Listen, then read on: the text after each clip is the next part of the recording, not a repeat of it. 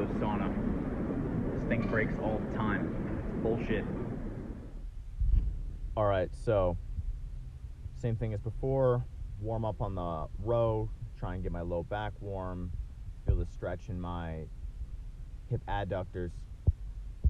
A little bit of ankle dorsiflexion, but mostly just to get the heart rate up and really feeling the ability to pull.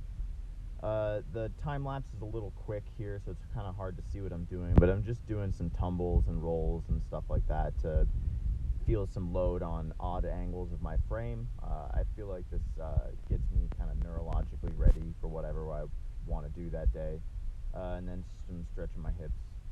The actual main part of this workout was 10 rounds of kettlebells, where I really focus on trying to make sure my hamstrings are what gets loaded. Feeling a very deadlift-like hinge in my low back. That's a little bit different than how you would normally do a kettlebell swing.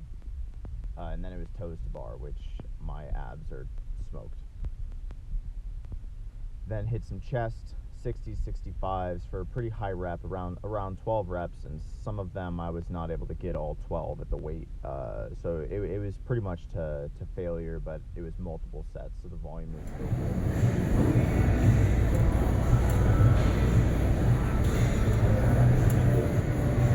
It was, I want to say, 5 sets through, slowly moving up the weight, nothing crazy heavy. Again, the focus here was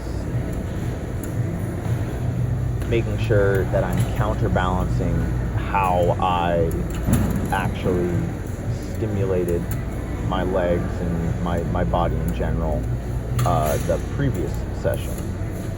So going into my next workout, I should feel like the opposite of what I was already feeling in the middle of this workout. And at the time of my recording the audio for this, I would say that's true. My hamstrings are pretty blown. Well, not blown, I'm exaggerating, I'm being dramatic. My hamstrings definitely feel tight. And that's part of the goal here. I want it to be that my hamstrings have the right amount of soreness, but it's not debilitating. But if I know that this is one of my weak points, my hamstrings in particular, I want to kind of maintain a certain level of sore that I'm not going to incur an injury, but it helps me maintain a certain level of awareness even when I'm working movements instead of just muscles. So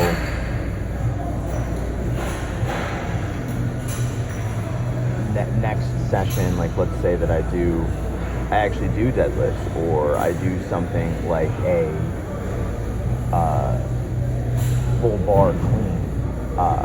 If I'm feeling it in my hamstrings and I focus on making sure that I am actually loading my hamstrings and my glutes through that movement, that's just easier to do when there's already some sensory stimulation in that zone.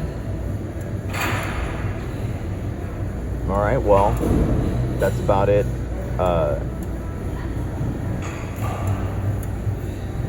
Same as before, like, subscribe.